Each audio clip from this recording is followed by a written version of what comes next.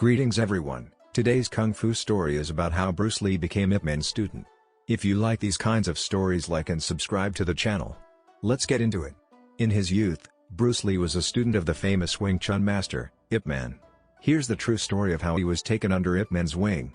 Ip Man, a grand master of a Kung Fu style known as Wing Chun, is one of the most important figures in the history of martial arts. While living in Hong Kong, Ip Man taught his skills to hundreds of Chinese youngsters. Though Ip Man is well respected for his own accomplishments and expertise, one of the things he's best known for is being the man who trained Bruce Lee in the 1950s. The true story behind how Bruce Lee came to be a pupil of Ip Man has been documented in multiple works and in interviews with those who knew them. Back when Lee was a child actor, he participated in a great deal of street violence and even led his own gang, the Junction Street 8 Tigers. The constant fighting he was involved in resulted in him discovering Kung Fu, which he believed could help him win against rivals. He saw an opportunity to learn through friend William Cheung, who was living and training with Ip Man at the time. At 15-year-old Lee's request, Cheung introduced Lee to his master, who agreed to take Lee under his wing. However, Lee didn't immediately receive instruction from the Grand Master.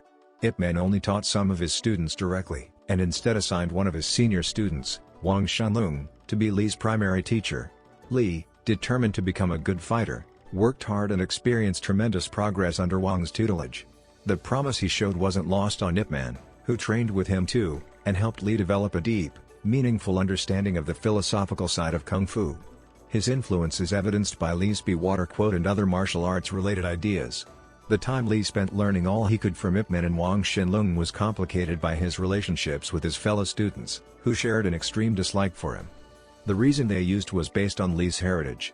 Since his mother was Eurasian, they argued Ip Man shouldn't teach Chinese martial arts to someone who was of mixed race.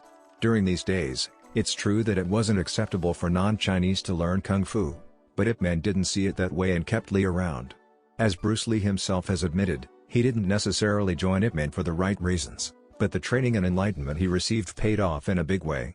His training with Ip Man ended, but a new era began for him there, with the actor eventually opening his own Kung Fu schools and using his skills to become a martial arts movie star. Thank you for listening. Don't forget to like and subscribe to the channel. Thank you.